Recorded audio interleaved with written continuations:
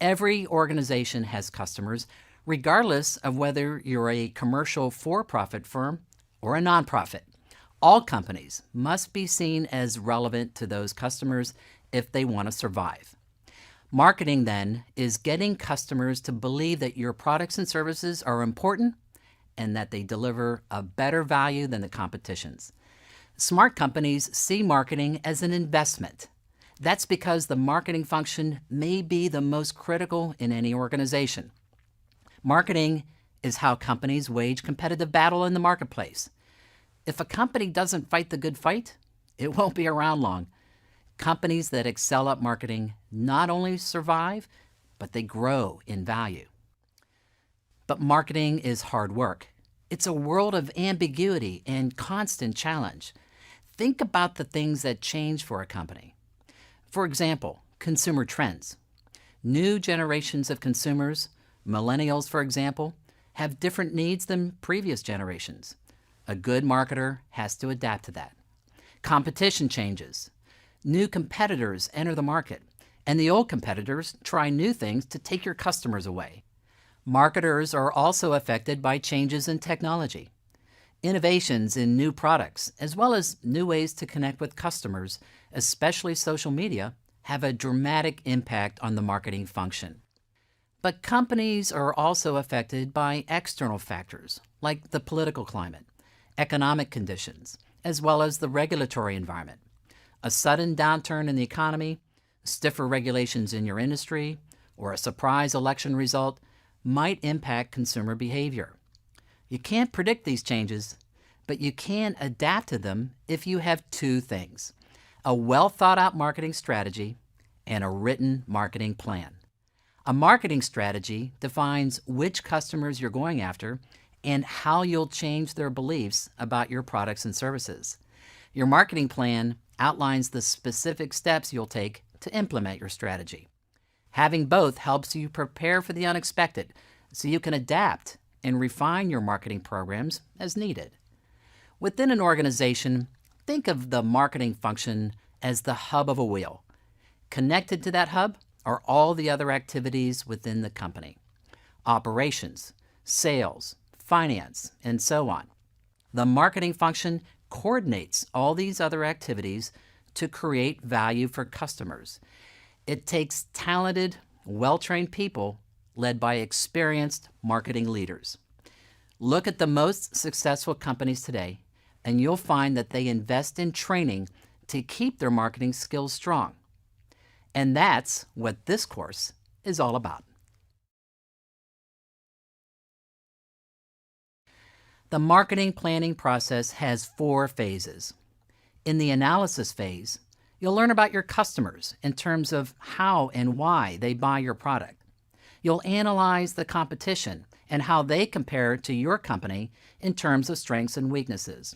You'll also analyze the overall market to understand its potential and where the most attractive segments of the market are to earn revenue.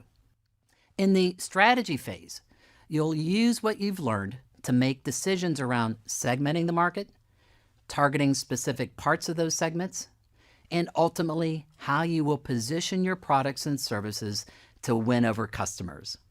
In the tactical phase, you'll create marketing programs to execute your strategy. You'll make decisions around your products and services and how they have to perform in delivering benefits to your customers. You'll set prices. You'll create sales support material, and you'll develop a marketing communications campaign. And finally is the measurement phase. As the name implies, this is the part of the process where you find out if you're achieving what you expected to achieve. But it's not just measuring sales. It's finding out if you're getting business from the customers you expected to get business from, and it's also finding out if they bought your products and services for the reasons you expected. The measurement phase helps you know if you're getting a good return on your marketing investments. A good marketer is disciplined and doesn't cut corners in the planning process. It takes time and lots of hard work, but in the end, it's worth it.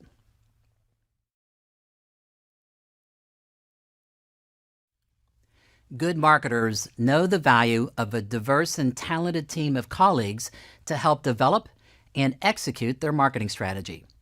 You'll need to draw on their expertise, their market knowledge, possibly their resources, and their network. Your team will include colleagues inside the company as well as external partners like advertising and promotional firms. Let's review the various roles of your cross-functional team. First is finance. Your finance department plays a very important role in making sure you have sufficient budget dollars to execute your plan. Now, it may at times feel like the finance guys are there just to cut your budget, but believe me, they want you to succeed. After all, the marketing effort is the key to achieving revenue goals. Without your efforts, budgets might have to shrink even smaller, making their job even tougher. Finance partners will also help you in the measurement phase of the planning process. They'll help you quantify your ROMI, return on marketing investments, and they'll help find ways to improve it in the next business cycle. Marketing research is another key role you'll need on your team. Your company may have a separate marketing research department, or it may outsource it. But either way, you'll need their help understanding customer needs, testing new product concepts, or perhaps testing a new advertising message. Marketing research can be applied at just about every step of the marketing process, so be sure to get their advice on the best way to use this important resource. Next is your technical team. These are the people who develop your products and services. They might be engineers or scientists in an R&D department, or perhaps software developers. It depends on the nature of your business. You'll need their help making sure your products and services deliver the right benefits to delight your customers. Speaking of delighting customers, be sure to involve your design team.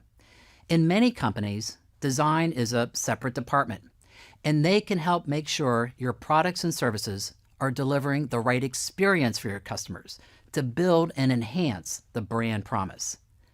Most companies have a sales function, and you should enlist their help in developing a marketing plan. After all, they're on the front line day to day, and they have a lot of insight about your customers and your competition. They'll have ideas about the selling tools they need to succeed. Be sure to get their input. Depending on your business, you may also want to involve colleagues from manufacturing or operations. These are the people who make the products and deliver the service. A customer support team, for example, might have great insights about customer complaints or service issues. External partners might include your advertising agency, your branding company, a public relations firm, and perhaps a marketing consultant. They're there to help you succeed, so make them a part of the team from the very start. Once you've identified the key players on your team, make sure they're aware of your planning schedule, that they know their role, and they know the expectations that you have for each other in developing a great marketing strategy.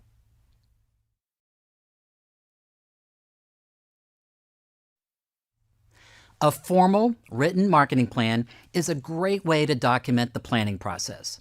It serves many purposes. First, it captures all the things you and your team have learned about the market, the competition, and your customers. This information is critical because it becomes the supporting evidence for the strategies that you and your team decide to pursue. Second, the plan serves as a tool to help you align the organization. Marketing involves many people, so you'll need to get everyone on board and going in the same direction. The written plan becomes a source document to create presentations, to conduct training, and to give directions to external partners. Believe me, you'll use it a lot. Finally, the written plan lays out a coherent and coordinated set of marketing programs with schedules and budgets so you can run a smooth operation. Now, there are many formats you can use for the written plan, but most plans will include the following components. An executive summary that gives a brief, high-level review of the plan. The situation analysis that documents all the data about your company's strengths and weaknesses, the market opportunity, the competition, and of course, the customer. The strategy section that outlines how you segment the market, who you plan to target, and how you will position your products and services in the market. The tactical programs, including what products you will offer, what prices you will charge, how you will promote your products, and how you'll distribute them. A financial section that documents your revenue projections and budget requirements. An implementation plan that outlines the timing of your programs and who's responsible. Now, to write the plan, don't wait until the very end of the planning process. I like to start writing it from the very beginning. Here's a tip that makes that easy. Create a blank PowerPoint presentation with just the headings of each component on a separate page. Keep it with you during team meetings. As you collect information or make key decisions, write or type that into the appropriate slide. That helps you keep the document up to date as you move through the process. When you have enough written material, go ahead and create a first draft, but be sure to date the draft, as you'll be making regular updates and revisions. A written marketing plan is a dynamic document, and you should expect to make changes to it as conditions in the market change. If you create a great plan and update it regularly, it'll help you stay ahead of the competition.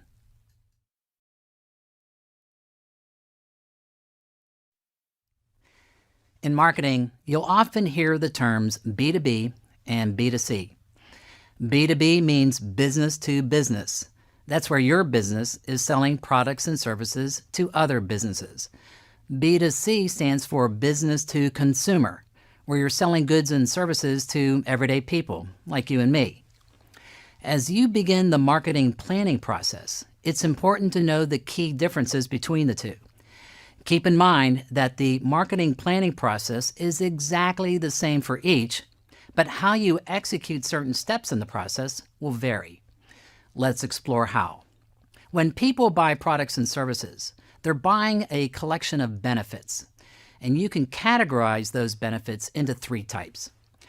Functional benefits refer to a product's physical performance. Economic benefits are related to saving money or saving time. And finally, our emotional benefits. These are related to the psychological feelings you get when using a product. Perhaps the biggest difference between B2B and B2C marketing is what types of benefits are most important.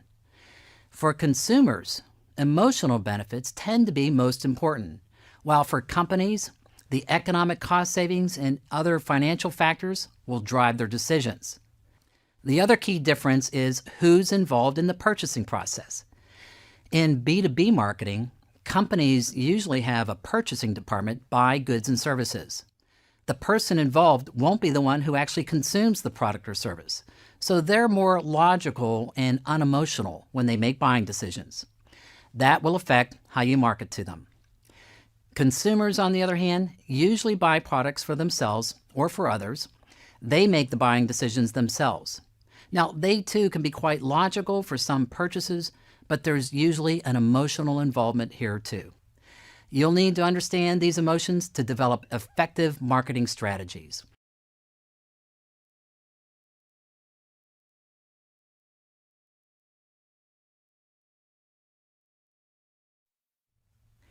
It may sound obvious, but the first step to developing a marketing plan is to know what business you're in. How you decide that can have a big impact on the size of the market you compete in and the intensity of competition you face. You can define your core business very broadly or very narrowly.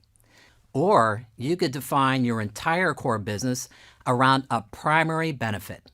Notice that with each change in the core business definition, the size of the business opportunity gets bigger. That might sound like the way to go. The bigger the better, right? Not necessarily. With each increasing level of opportunity comes more challenge. You have more competition to consider. But perhaps even more important is that you have to be good at so many other things. You have to decide whether it's better to focus on the things that you do really well and deliver that consistently to your customers. Or you may want to expand as broadly as you can and try to grow the business. My advice is to define your core business just up to the point where you can still leverage your core skills, or what are called core competencies. If you try to do things that you're not skilled at doing, you'll run into trouble.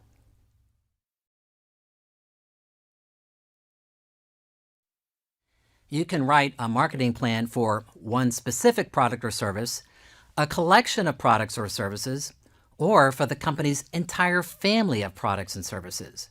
You should decide this before you start the planning work, because how you decide has a dramatic impact on how you go about marketing. When you develop a marketing plan for a single product, the entire focus is on all the resources and activities needed to get just that product into the hands of prospective customers. All your decisions about how you communicate, sell, and set prices are about that product only, even if you have other products to offer. That might make sense, especially for a brand new product. But sometimes it makes more sense to develop your marketing strategy around a family of products, or even all of them. It's usually much more efficient to spread your marketing dollars across all of your products than concentrating on just one. So how do you decide? You don't. The customer decides this for you. Why do I say that?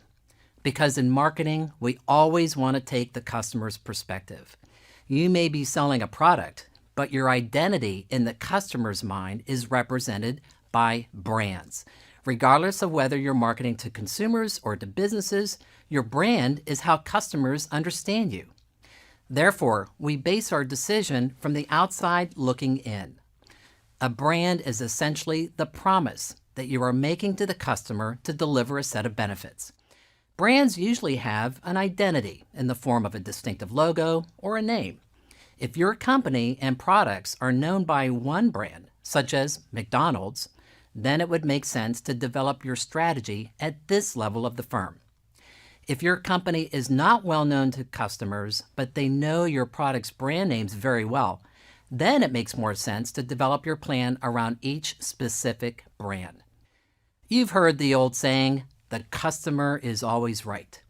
When deciding on what level to write your plan, take their advice and write the plan around how they understand you and your family of brands.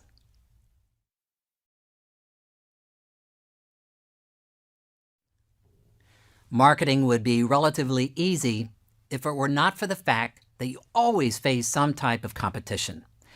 A competitor is anything that wants the same thing that you do. It can be an individual, a company, or even a completely unrelated activity that distracts your potential customers away from you. You need to understand your competition for a lot of reasons. First, you need to know which ones to focus on and which ones to avoid. You want to stay away from a competitor if they are much stronger than you. If you take customers away from a stronger competitor, you may trigger a reaction from them that you aren't prepared to handle. The intensity of competition will affect the overall potential for success of your business. This is why it's important to consider all types of competition when planning your business to ensure that you have the edge over others in your industry. You need to compare your strengths and weaknesses to theirs to see how you match up. This will help you select the right strategy to win. Competitors come in 3 different types: direct, indirect, and what are called substitutes. A direct competitor is anyone who is selling the same things you are and delivering the same benefit. An indirect competitor sells similar products with different benefits. A substitute is any unrelated product or service that a consumer can use in place of your products or services. To create a matrix, list your company and your competitors across the top. Down the side, list the things that you want to compare. Things like size, market share, strengths and weaknesses, and especially the key strategy elements like the value propositions. What does each company have in terms of key resources, and how do they use those resources to acquire and retain customers?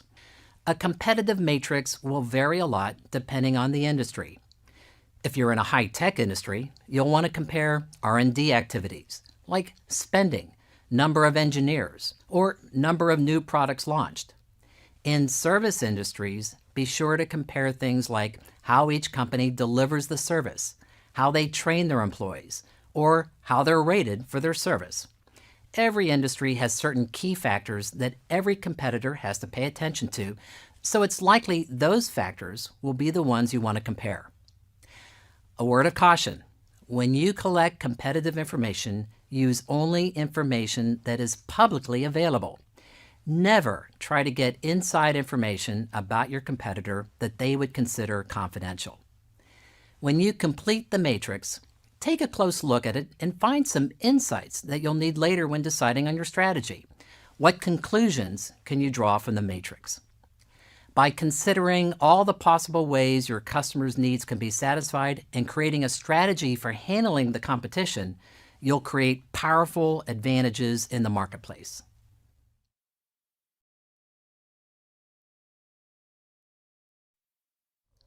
When consumers use a product or service, they do so because they seek the bundle of benefits that a particular product or service delivers.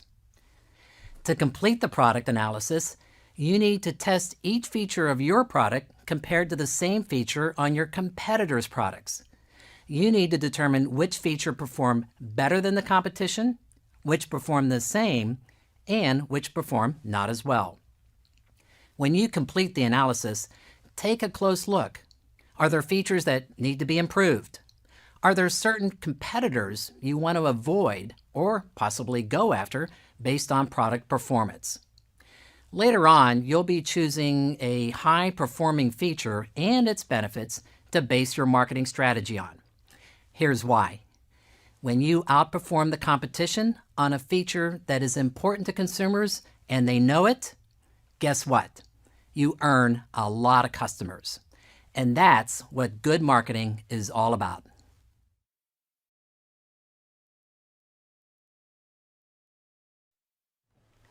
Marketing is about acquiring and retaining customers.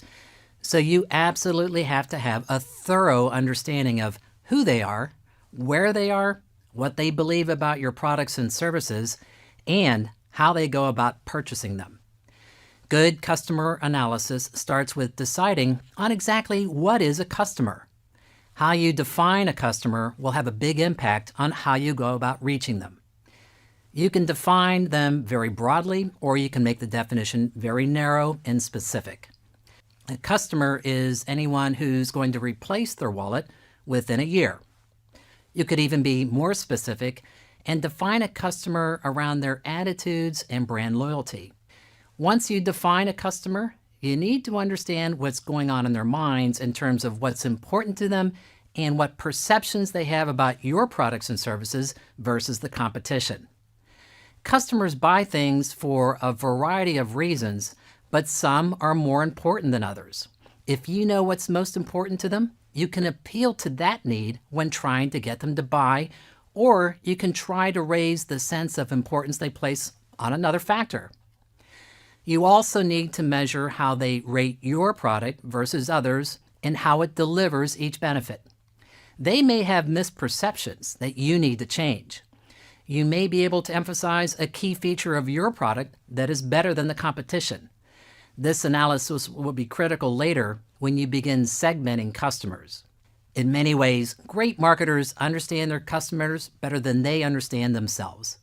A solid customer analysis prepares you to develop solid marketing strategy.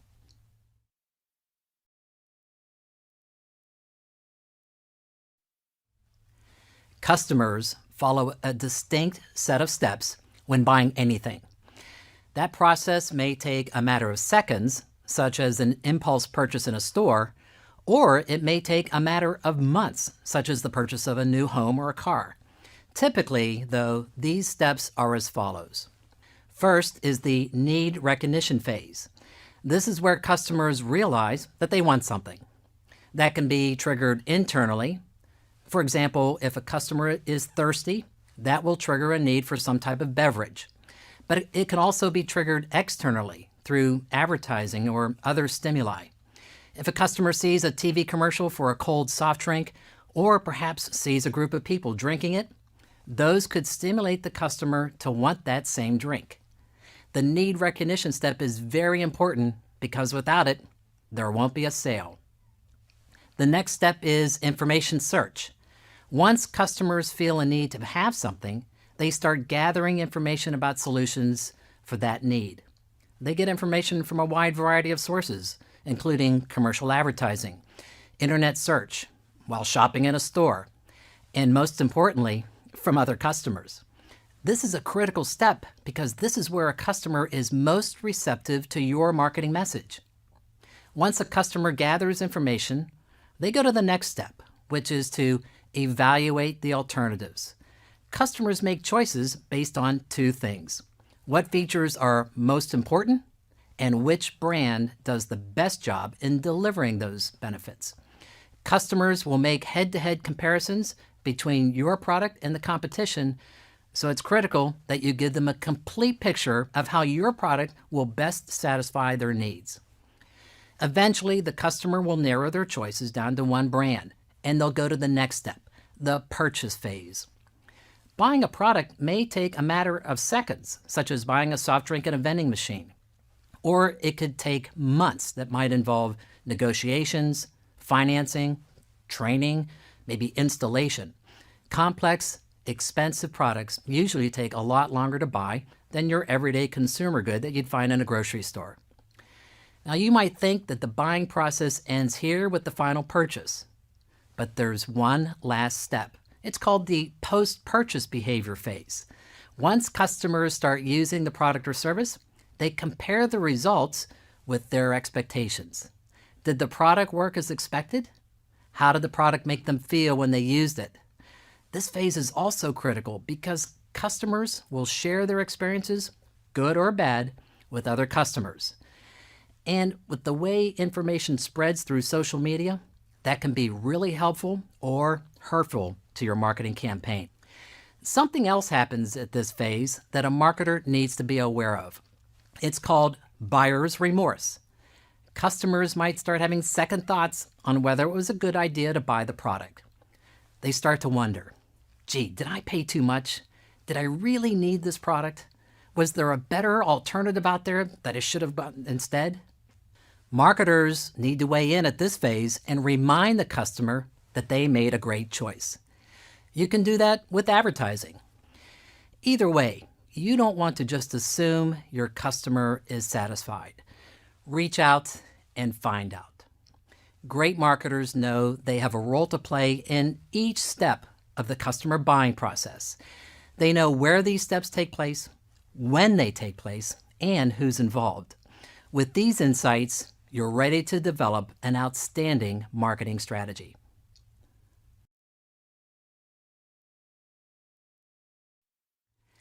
Analyzing a market means estimating how many potential customers you might be able to sell your products and services to.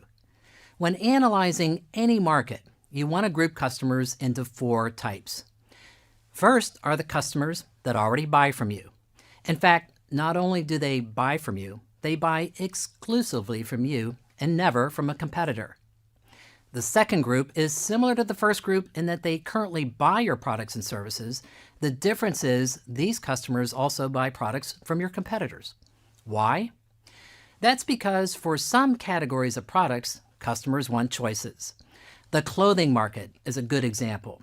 You almost certainly buy your clothes from many different manufacturers of clothes. The market for food is another example. The third group of customers are those that buy solely from your competitors and never from you, at least not yet. And finally, the fourth group of customers are those that don't buy your type of product from anyone. We call them non-category users. These potential customers are important because acquiring them gives you a new source of revenue. Instead of taking market share from a competitor, getting these customers helps you increase the overall size of the market. Now, when we estimate the potential number of customers that we might be able to capture for each of these 4 types, we do this so we can decide where we want to concentrate our marketing strategy. In marketing, it's the old adage, fish where the fish are. It's a two-step process. First, we estimate the total number of customers. Then we make assumptions of what percentage we might convert to our brand. Once you're done with the market analysis, you've completed the analysis phase of the marketing planning process. It's time now to start crafting strategy.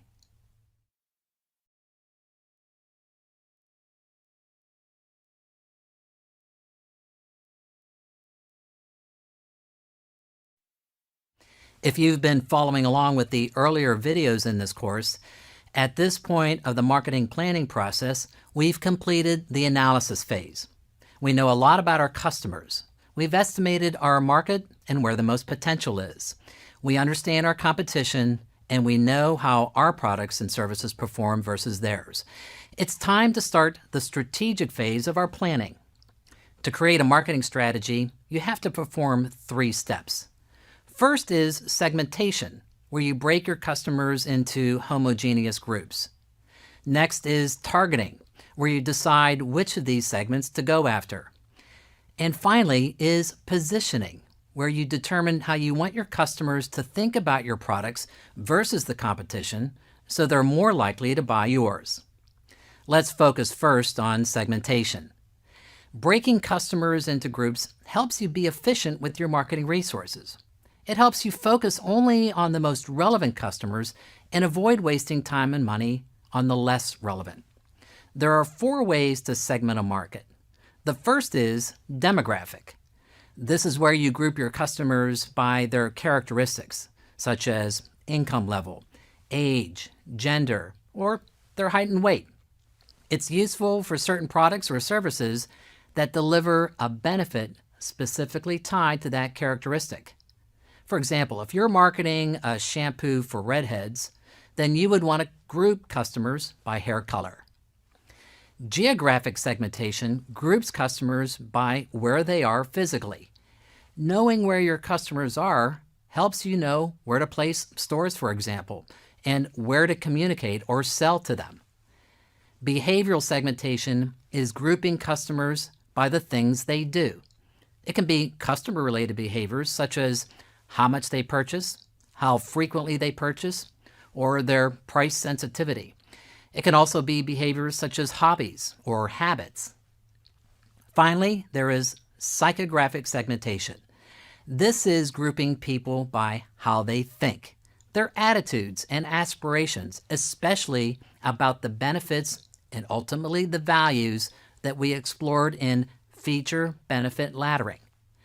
An example of psychographic benefit would be need for prestige or need for convenience. Segmenting this way tends to be very powerful.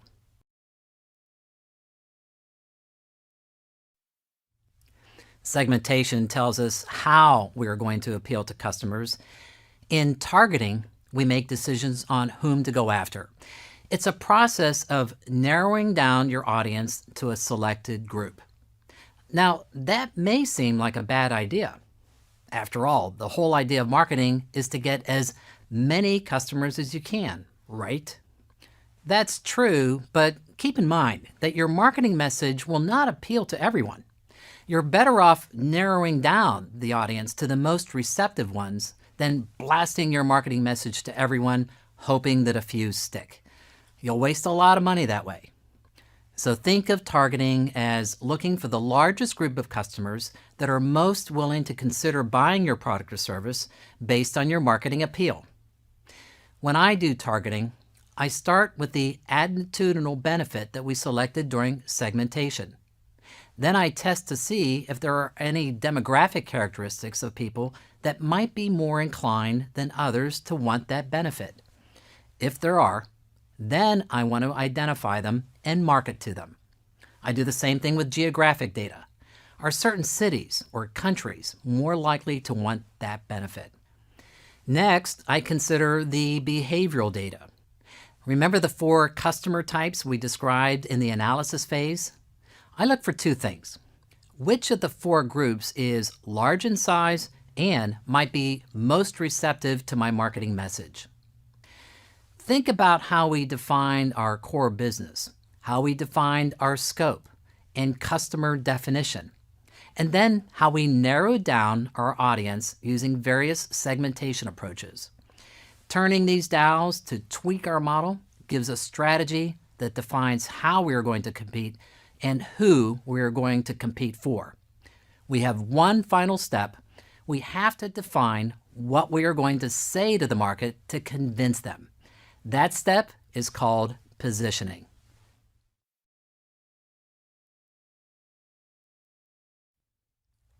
Perhaps the most central idea in all of marketing is that of positioning. A company's value proposition is the single-minded claim that it makes to change the customer's mind and cause them to do something. That something could be to buy a product, to try a product, or to pay a certain price, maybe to visit a website, or to think about your brand and its benefits in a certain way. How you position your product in the market will ultimately determine its success. It may seem a little abstract, but positioning happens up here in the mind of the consumer. Think of the consumer's mind as a three-dimensional space, and in that space, they form opinions about products and services in a particular category. They have perceptions about which products perform better or worse on certain aspects. They consider certain features more or less important than others when deciding what to buy. And the good news is, as a marketer, you can change these beliefs. You can move them in a new direction that increases the likelihood of buying your product.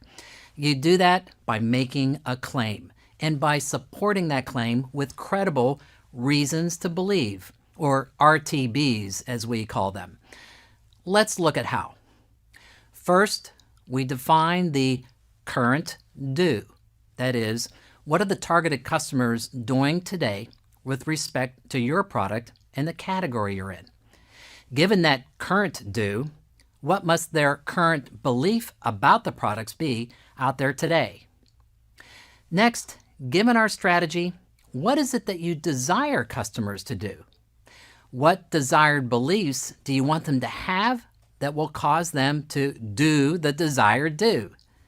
When I say beliefs, I mean the beliefs and opinions they have about your primary benefit that you selected at the segmentation step.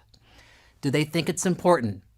How do they perceive your product versus the competition in delivering that benefit? Now the hard part. Given the current belief and where you need to take them to believe, the desired belief, what claim must you make? What supporting evidence do you have? Can you bridge that gap, or have you overreached a bit?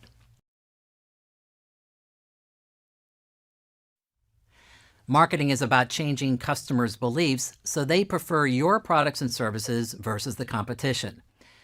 Ultimately, though, we're working towards a financial or other result to support your business. The final step of the strategy phase, then, is to set goals. Setting goals helps you in two important ways. First, goals help you decide how much marketing resource you'll need to devote to your tactical programs. The more aggressive goal you set, the more resources you'll need. And second, goals help you measure your progress during the marketing campaign to see if you need to make adjustments. Later in the course, I'll show you how to set up key performance indicators, or KPIs, and how they connect to the goals you set here. A marketing goal can be anything that's relevant to the success of the business. Most companies set a sales revenue goal, but it doesn't have to be dollars of revenue. You could set goals for number of units sold, or perhaps market share, or even number of new clients acquired.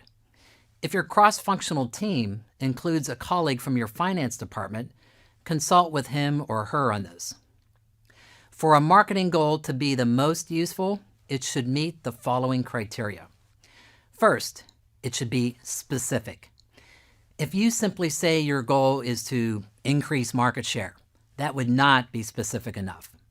Increasing market share from 15% to 17% is much better because it's specific. Second, the goal should be measurable. Setting a goal that can't be measured will become frustrating for you and the team, especially when you try to gauge your progress in reaching it. Next, the goal must be attainable. Setting an unrealistically high goal won't do you any good. In fact, it could hurt your campaign by causing you to spend more marketing dollars than is warranted. The fourth criteria is relevant. That means the goal is directly related to your marketing strategy. And finally, the goal must be time-bound, meaning that the goal will be achieved during a specific period of time. That could be any time frame you want, but most likely you'll set the same time frame for the same periods of time that your company measures financial results. A year, or perhaps a quarter, or even monthly. Taken together, these criteria spell the word SMART, and that's an easy and smart way to remember these important goal-setting criteria.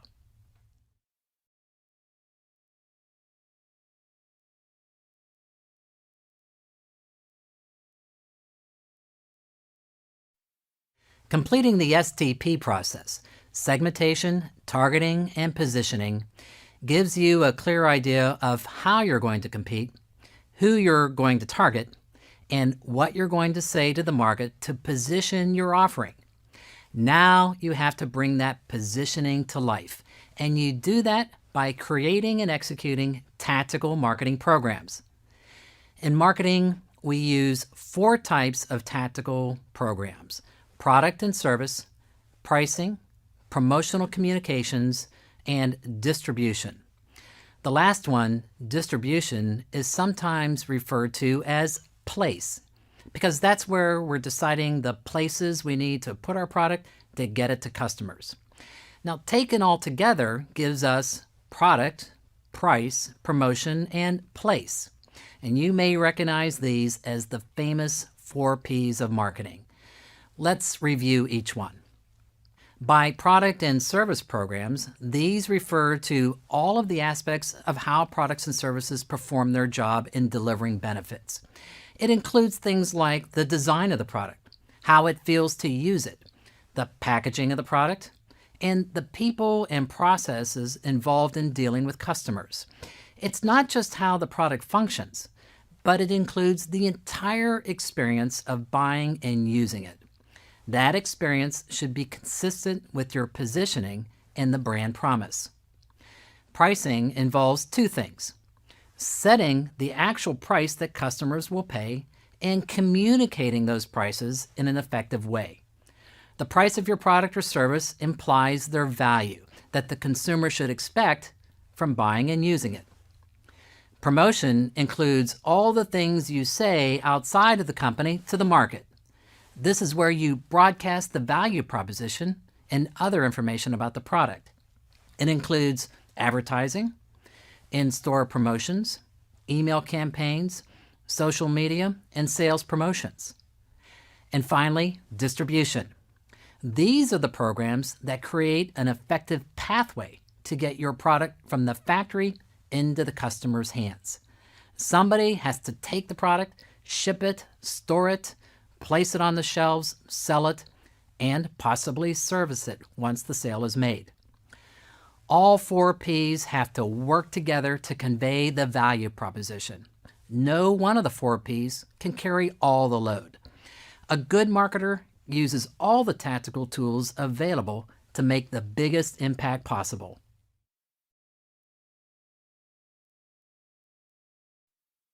Marketing is all about delivering value to customers, and you do that by offering them the right products and services.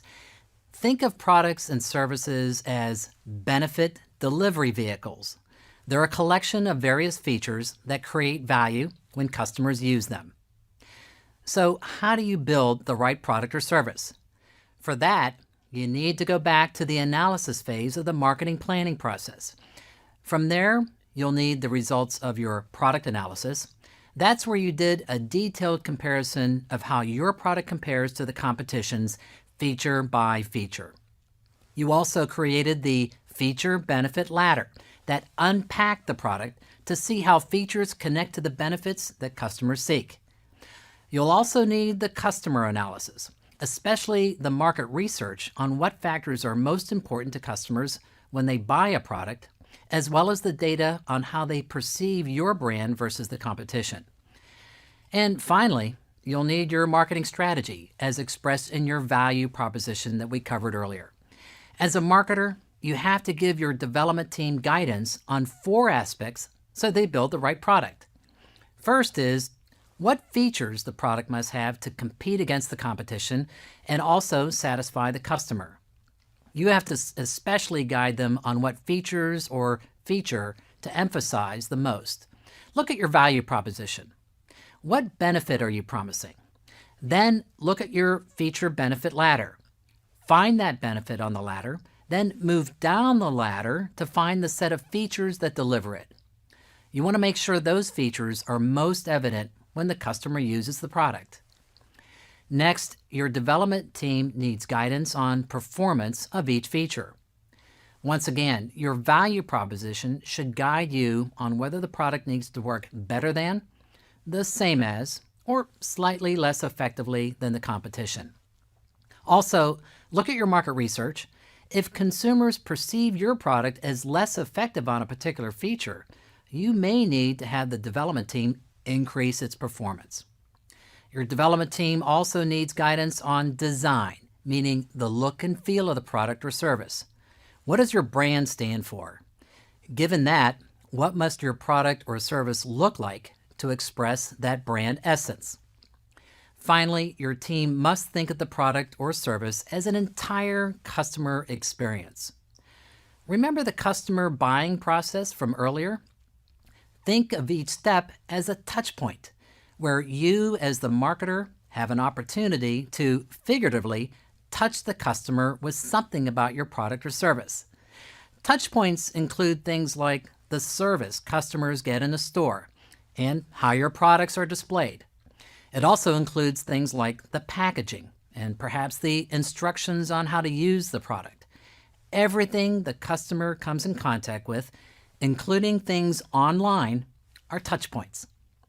Based on their experience at each touch point, the customer will form beliefs about what your brand stands for, whether it's consistent, believable, and authentic.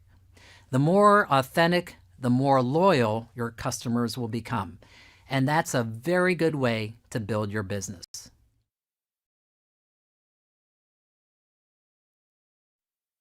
Setting prices is the quickest of the 4 Ps, but that doesn't mean it's the easiest. In fact, making a mistake here can be very costly in terms of lost revenue, as well as sending the wrong signal to the market about your products and services. Let's start with some definitions. To be successful at pricing, you need to understand the difference between a product's cost, its price, and its value. The cost of the product is all the direct and indirect expenses that you experience as the manufacturer to make the product. Things like raw materials and labor, for example. Price is what a consumer has to pay to acquire the product. A price is a signal, a piece of information. About what, you might ask? About the value. Value is what the consumer gets out of the product, the collective set of benefits delivered by the product. The most common mistake in pricing is setting it based on your costs. It may seem counterintuitive, but price is unrelated to costs. Your customer doesn't care what it costs you to produce the product. They don't compare your costs to what they pay. Instead, they compare what they pay versus the total value they get from the product. If value exceeds price, then they'll buy the product. And if not, they'll ignore the product. Value-based pricing, then, is the process of calculating the total delivered value from using the product, then setting the price at or just below that amount. Think of price as a shortcut. The price quickly tells a customer a lot about the quality and value. But what about the competition and their prices? Go back to the 5-box positioning tool and look at your value proposition. If you're positioning your product as superior to the competition, then you should set the price higher than theirs. If your product is equivalent to the competition, make the price the same. And if your product is inferior to the competition, set the price lower. That's how price becomes a signal of value in comparison to competitors' prices. Price is a signal of value and a powerful part of the 4Ps, so make sure you put it to effective use in your marketing campaign.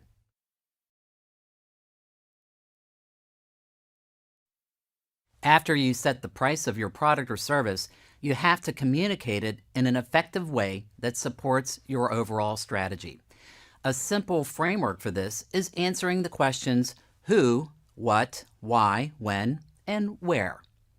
Your target audience, of course, is who you want to communicate to, but it's more than just potential customers. You also want to make sure your partners, such as distributors, understand your pricing structure. Generally speaking, you want to make your prices available to the public, including competitors. They may be setting their prices based on yours. What you communicate about pricing is much more than just the dollar amount. When a customer first sees the price, that's a critical time to remind them of the value they're getting for their money.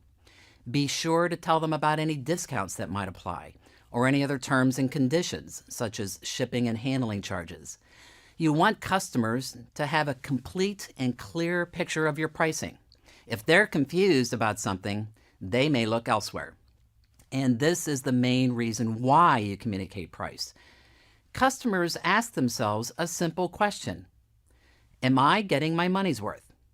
You need to help them answer this question, or they'll do it by themselves, and they may come up to the wrong conclusion. Customers try to calculate what they're getting by comparing the total value to the total price paid. The easier you make it for them, the more they'll understand your offering. When you communicate the price depends on several factors. Remember the customer analysis and the steps of the buying process we talked about earlier? That analysis helps you understand what factors are most important when buying your product. If price is the most important factor, then you must communicate price very early in the buying process. If it's not the most important factor, then you want to communicate it later during the phase where customers are evaluating their alternatives.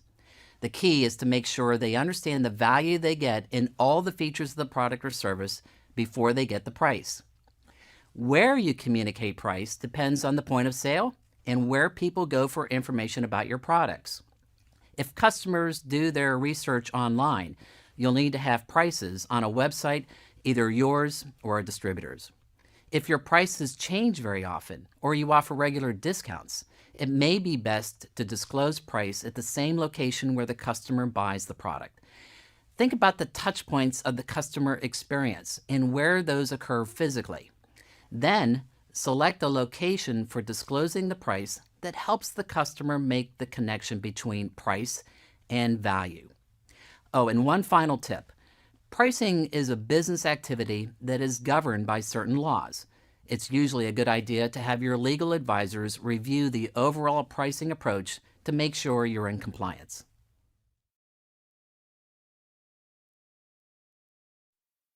In the 4Ps model, promotion is where you communicate to the customer to get them to understand something and ultimately to get them to do something. To create effective promotional programs, follow these steps. First, determine the objectives of the program. Second, select the message you want to communicate. Next, select the target audience to receive the message. Then you select the media that will carry the message. And finally, create the material that you send to the market. In this video, I'll describe step 1, how to determine the objectives of your promotional effort. There are 5 communication objectives that you can try to achieve. Think of them as levels of awareness. First is called basic awareness. Customers need to know that your product or service exists before they can even consider buying it. Basic awareness is achieved when the customer simply recognizes your product or service when they see it or hear it mentioned. Basic awareness is essential for new products or for new features on existing products. Next is top-of-mind awareness. Now the customer not only knows your product, but also would recall it first if they were asked to list the names of products in a particular category. To achieve this, you have to constantly remind customers about your product, and that gets expensive. But it can be worth it. Having top-of-mind awareness can increase your sales significantly. Once the customer has basic awareness of your product, now you want them to have information awareness. This is where the customer can actually explain something about your product to others, perhaps about its features, its performance, or how to use the product. The fourth objective that you might want to achieve is called image awareness. That's achieved when the customer can explain your product and also associate your product with some mental image. That image should be closely tied to the brand image you're trying to convey. Ideally, the customer associates some image about themselves when they use or experience your product. Finally, your marketing communication objective might be to cause some type of behavioral awareness, where you're suggesting that they actually do something. That behavior may be as simple as going to your website, or it might be more aggressive, such as asking the customer to buy the product. Notice how these objectives are more complicated and difficult to achieve as we go from basic awareness all the way to behavioral awareness. It's typically more expensive as you set more difficult objectives. So how do you determine your objective? Well, it depends on two things. What does your customer believe and understand about your product now? And what is your strategy? Look back at your customer analysis. Based on your marketing research, you should have some idea about what benefits in a product are most important to customers, and you should know how they perceive your product's performance in delivering those benefits. Are there any beliefs about your product that you need to change? Now look at your 5-box positioning tool. Here you'll find the information you need to set objectives, especially in the desired belief and desired do, and of course in the value proposition itself. What are you hoping to communicate, and how does that translate into one of our 5 promotional objectives? Once you've set the objective for your marketing communications, now you need to implement it. First, select the message you want to communicate. Then select the target audience to receive the message. Next, select the media that will carry the message. And finally, create the material that you send to the market. The message you send to the market will include the value proposition as well as the evidence of why that claim is true. We call these the reasons to believe, or RTBs. Here's what I do to craft the message. I imagine I'm standing in front of a group of customers, and I'm going to explain my value proposition. I know what they already know about my product, so I role play and actually speak the words that I would use with these customers. Once I'm satisfied with my message, I write it down and edit it, sometimes with the help of a professional copywriter. Next, you need to select the target audience. This should be easy because you've already done this when performing the targeting step in STP. Are you communicating to your current loyal customers, customers that are new to the category, and so on? It's important to clarify this. When you send the message, you need to do it in a way that the target audience knows it's for them. The media channel you select depends on the target audience, how many of them you want to reach, the complexity of the message you're sending, and how frequently they need to hear the message. Marketers have a wide choice of traditional media, including television, radio, print advertising, outdoor billboards, and digital media, which includes social media, websites, and mobile channels. Each type of media has advantages and disadvantages. TV commercials, for example, can reach millions of people, but it's expensive. Billboards, on the other hand, are not that expensive, but they're limited in what objectives you can achieve. It would be hard to explain how to use a complicated product in a billboard. You have to weigh the cost versus the reach, meaning how many customers get the message, and you have to consider how much information you can send. My advice is to match the medium to the message, Then decide on how many people you have to reach based on your available budget. Now you're ready to actually create the marketing material to put into the market. That might be a new website, a print ad, or a commercial. Most companies use the services of a creative advertising agency for this, but you'll need to give them guidance on what you want. And you do that with a creative brief, which I'll cover later in this course.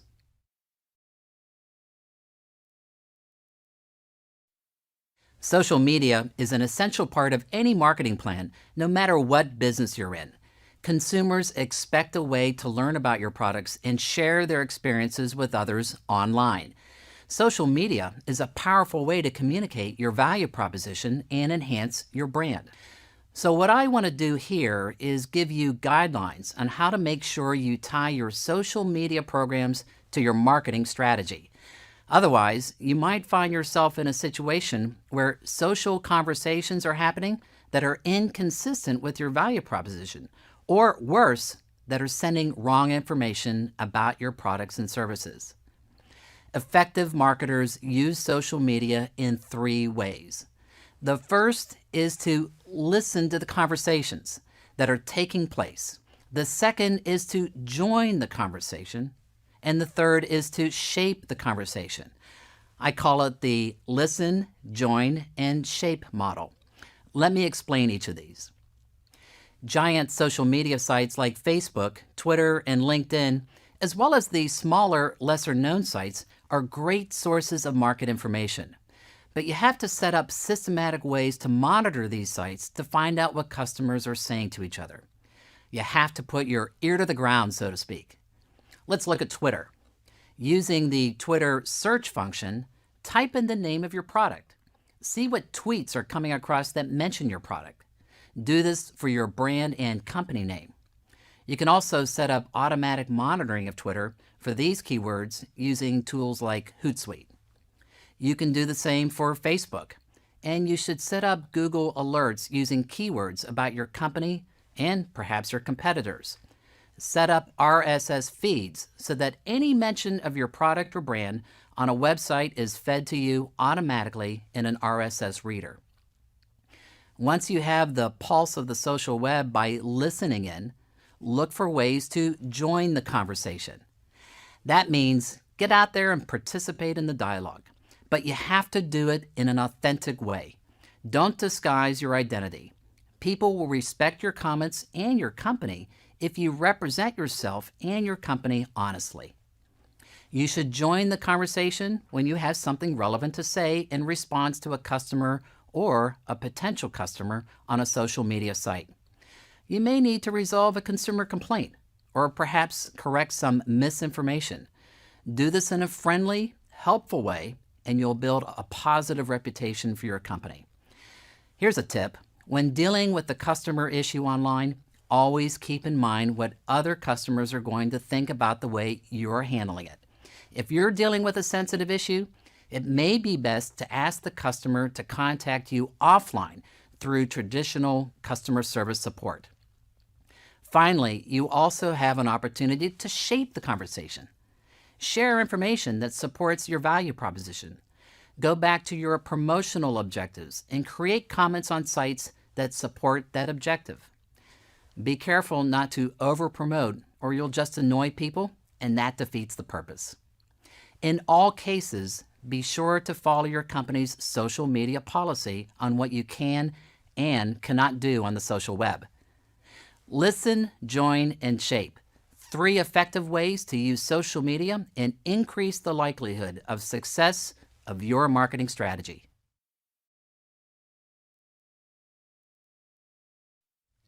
Building distribution channels may be the most difficult of the 4 Ps, depending on your business.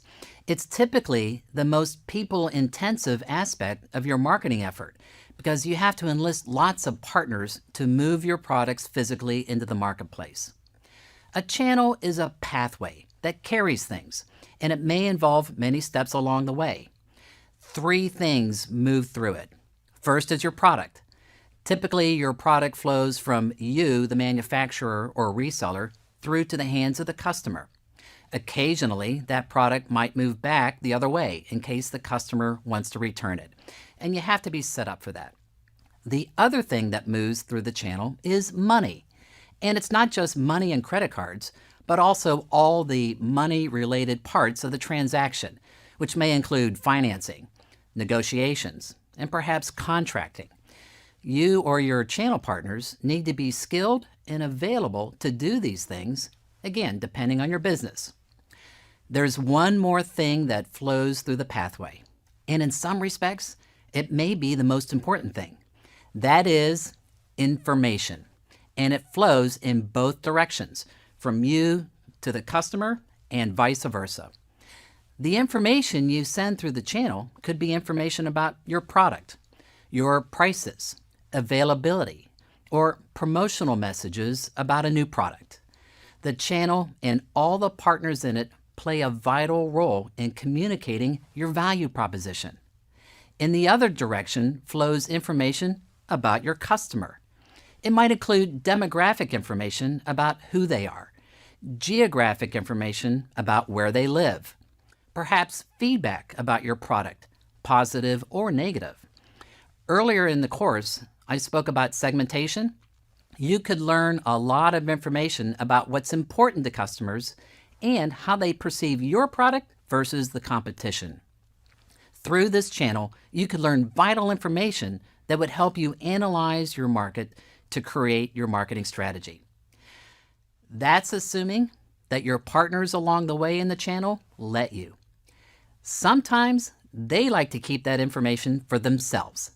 They might see that customer as belonging to them, not you.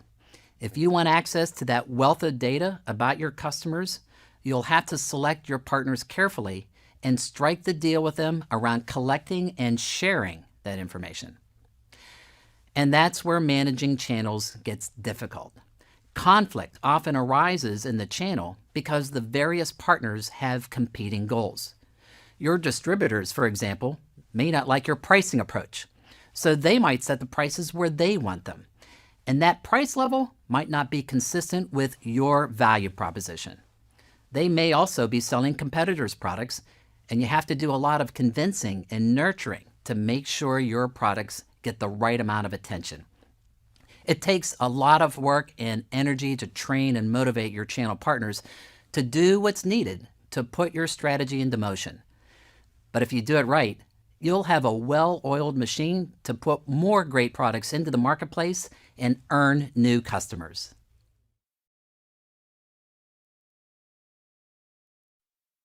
A distribution channel has 3 objectives. It needs to deliver a product customers want at a convenient location and at convenient times so that your marketing effort is successful. The right product means that you have the necessary inventory of product on hand when the customer is shopping. That means you have to have all the models and all the styles and sizes and available options that a customer might want at that moment. Missing just one of these will cause the customer to look elsewhere, and you lose the sale. The people selling your product need to be skilled at merchandising it and explaining it to customers. They might have to demonstrate the product and explain why it's superior to others. The right location means that your product is conveniently located and it's easy to find. The salespeople have to be skilled at transacting the purchase. If you have an online store, it too has to be easy to find, easy to locate a product, and easy to buy from. Otherwise, customers may look for a place that's more convenient. Your channel must offer quick delivery or fast service. It means you have convenient hours of operation and customers don't have to wait to get access to your product. If you keep people standing in line too long, it erodes the experience they have with your brand and they may abandon you. To design a channel, you have to decide 3 things: the length, the breadth, and the depth. Length of channel means the number of intermediaries between you and the customer. You may want to sell direct, meaning the channel length is very short. It's just you and the customer, and it gives you total control of the channel. Or you may need to go indirect and hire partners to ship, warehouse, and sell your product. Breadth of channel means the number of outlets of each type of partner. Exclusive distribution means you have just a few outlets selling your product. A high-end jewelry company like Tiffany's has just a few outlets, whereas a company like Starbucks has thousands. Depth of channel means how much of the channel you own and control versus having a third party do it for you. Channels are expensive, and you might not have the resources or skills to do all of it, so you'll usually have to hire others to help. Imagine you work for a company that makes fine men's wallets. Let's design your channel. You sell wallets in many countries around the world. You're a small company, so you'll have to use an indirect channel and hire various partners to get products into the marketplace. How about breadth? Well, given your value proposition, you probably want to handpick some exclusive retail distributors in various countries that can explain the benefits of your slim wallets and sell them alongside other clever, high-quality products. The key is to integrate all 4 Ps to create a great tactical marketing program, and we'll explore that next.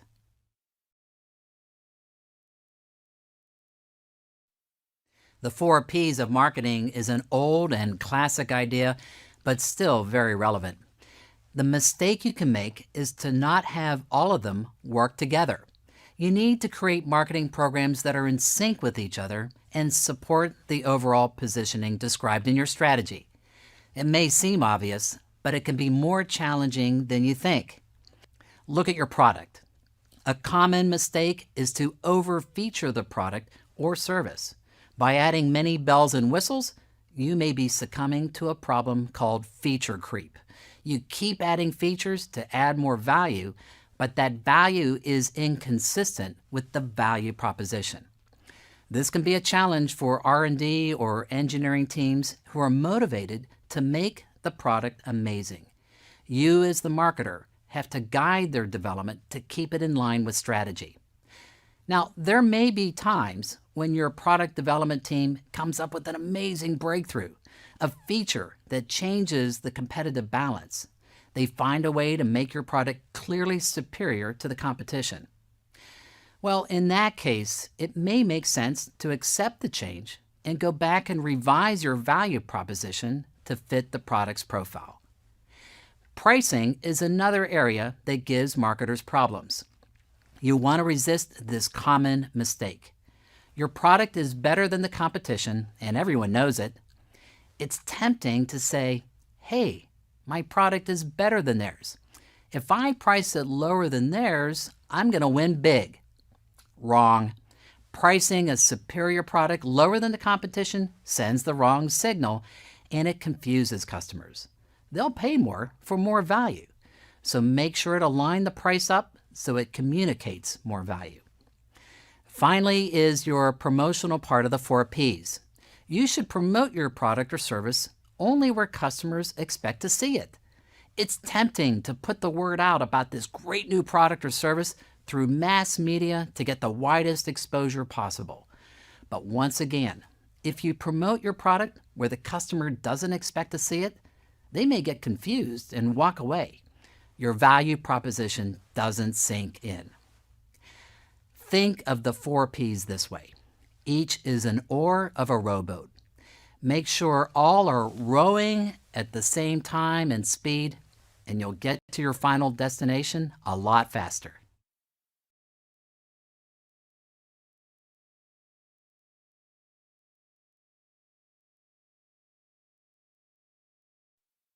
An effective marketing plan is one that lays out a coordinated set of strategies and tactics to win in the marketplace. At some point in the process, you'll need to gain support for that plan, and perhaps the most important audience is your senior management. They're the ones typically who allocate financial and human resources to various projects in your company. Without their full support, you may end up not getting what you need.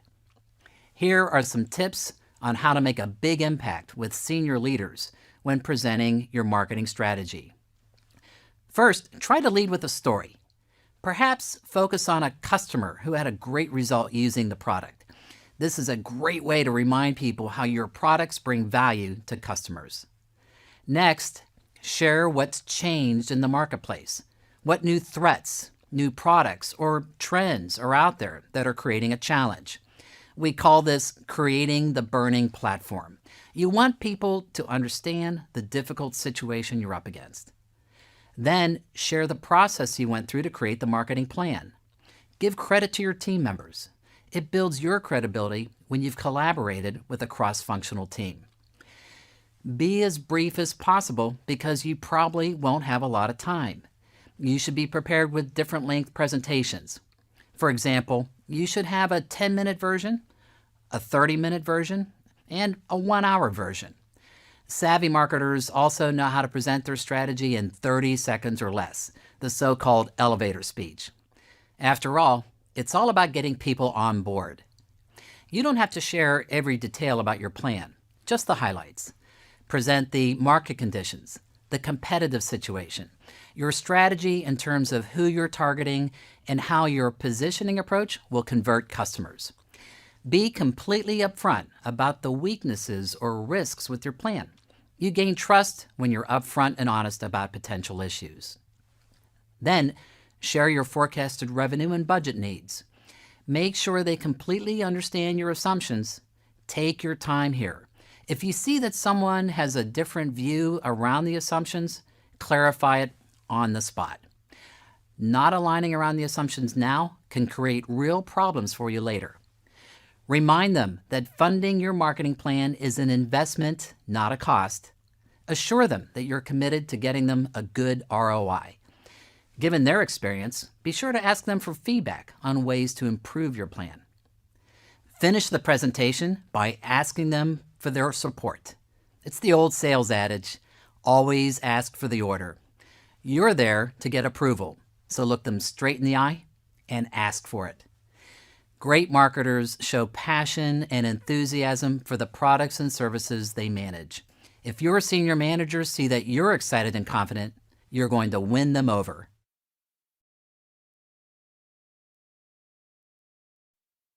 If your company has its own sales force or a network of distributors, they'll need to understand your marketing strategy. After all, they play a key role implementing it. This is a great opportunity for you to help make sure your plan is successful. There are two things that you need to do with salespeople: motivate and educate. You need to win the hearts and minds of the sales force and get them engaged in telling your story correctly. If they feel good about your product and confident they can sell it, they'll do a great job for you. Your written marketing plan should have all the information you need to educate your sales team. But don't just make copies of the plan and pass it out. It's much more effective to create a concise and motivating training session. The first thing they need to know is your strategy, especially your value proposition. They should know who the target market is, and they should know where and how to find them. Share your customer analysis with them. What buying factors are most important to the target audience? Once they understand your strategy, give them the tactical tools they need to sell the product. First, they need to understand how the product works and how it compares feature by feature to the competitor's product. If possible, have samples of the products so they can work with them hands-on, side by side. Next, share your pricing strategy and how prices are communicated. Explain how the price was determined in relation to the value delivered. You might get some resistance here because salespeople generally like the prices to be low. That's why it's essential they understand how pricing supports the overall positioning. Finally, share any selling tools you've created to make their job easier. These could include product brochures or tools to demonstrate the product. You might even have a suggested selling script for them to use. When you conduct training for salespeople, here are some suggested tips. First, you may want to break the team into different experience or skill levels. That helps you deliver appropriate information to each group. Consider using hands-on training and role-playing exercises. Perhaps let them practice how to demonstrate the product and engage prospective customers. Speaking of customers, see if you can invite some customers to the training. If not, consider sharing testimonials of customers, talking about how much they like the product. Another good technique is to use one of your most successful salespeople to help with the training. Let them share a case study of a salesperson who has already sold the product successfully. Salespeople will see your message as more credible if it comes from one of their own colleagues. Repetition is the key for training a sales force. Consider regular webinars as a way to continue to engage the sales force and fine-tune their training. Finally, make sure the sales team has a point of contact if they have questions or concerns.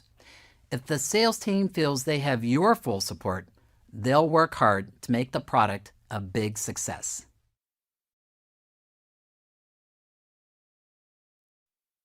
Your strategy may include the creation of marketing materials like advertising, promotions, websites, and sales literature. If so, you'll probably use some type of external agency or an internal team to help you. To do a great job for you, they need your guidance, and you do that with what's called a creative brief. A creative brief is a short overview of a creative assignment. A good creative brief sets expectations for the project. It answers key questions like, what needs to be created? How will it be used? What are the deliverables for the project? And when are the deadlines? It's like a contract. You can find many templates online for creative briefs, and in the exercise files, I've included a sample that you can follow. Whatever format you use, it should include the following. First, give an overview of your marketing situation. What's the big picture? What's going on in the market? What's the competition doing? Are there any opportunities or problems in the market? Next, describe the objective of the creative piece. Is it a commercial, a sales brochure, a website, and so on? Give a concise statement of the effect that it should have on consumers. Then describe the target audience. Who are we talking to? The more precise and detailed you can be, the better. Explain how the audience currently thinks, feels, and behaves in relation to the product category, your brand, and your specific product or service. Next, outline the most important thing to say. That, of course, is in your value proposition. It's the single most persuasive statement we can make to achieve the objective. You should also include the reasons to believe. What are the supporting rationale and emotional reasons to believe and buy? The agency may use these points in the creative piece. Then describe how you'll measure success. What specific metrics will you look at to see if the creative piece is working? Is it website visits? Is it units of products sold? Or it could be something you measure later with marketing research like top-of-mind awareness. Complete your creative brief with a schedule and a budget for the project. Notice that every bit of the information that goes into the creative brief can be found in your marketing plan. Segmentation, targeting, positioning, consumer analysis, communications objectives, and so on. It's all there. But keep in mind that the creative brief should be, well, brief. Don't just hand the agency your marketing plan and expect them to sort through it. A creative brief is much more detailed than your plan, but very focused on just one specific marketing program in that plan. With the proper guidance from a well-written creative brief, your support teams will create amazing and effective marketing materials.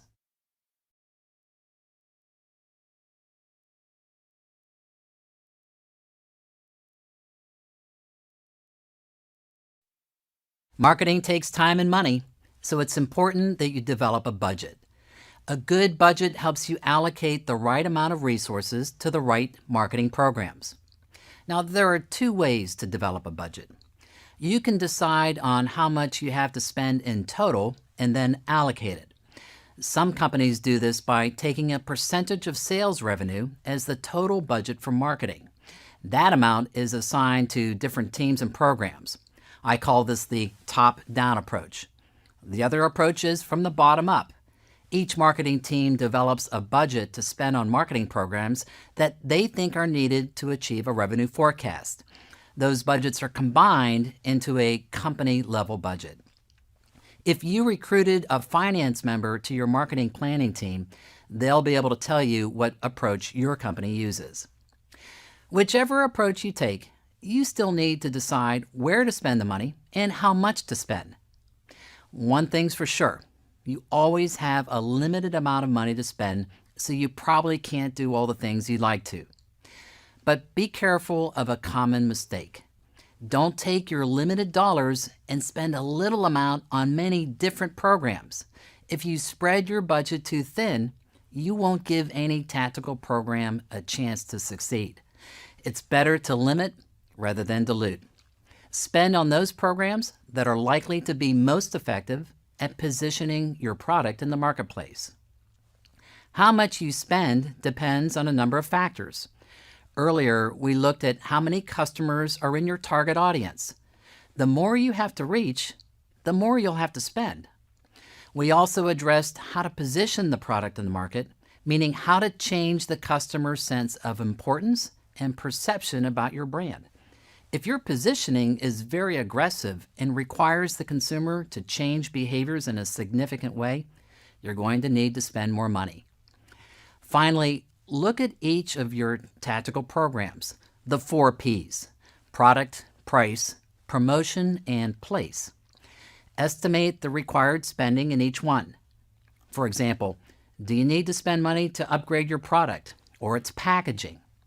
How much do you need to spend on marketing communications to reach a sufficient number of people and still achieve the communications objective? What do your distributors and salespeople need to do their job effectively? Once you've estimated what each program will cost, you'll probably need to make some tough choices. And this is a great time to use the talents of your marketing planning team. Let them help you decide. In my experience, a team decision ends up being better than any single individual decision. After all, you're in this together, so put them to work in helping you develop the most effective budget possible.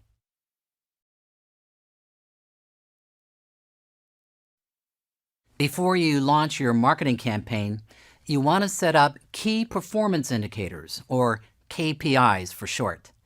Key performance indicators help you keep track of your overall strategy and your individual marketing programs. They alert you when it's time to intervene and take action to get things back on track. Without KPIs, you're flying blind, so to speak, and you run the risk of falling short of your overall goal. To be most effective, each KPI should be quantifiable and measurable. You can have as many as you want, but don't measure a KPI just because you have the data. If you're not going to use it, don't bother. It's a waste of time. Measure something only if you plan to take action from it. That's why we set thresholds around each one.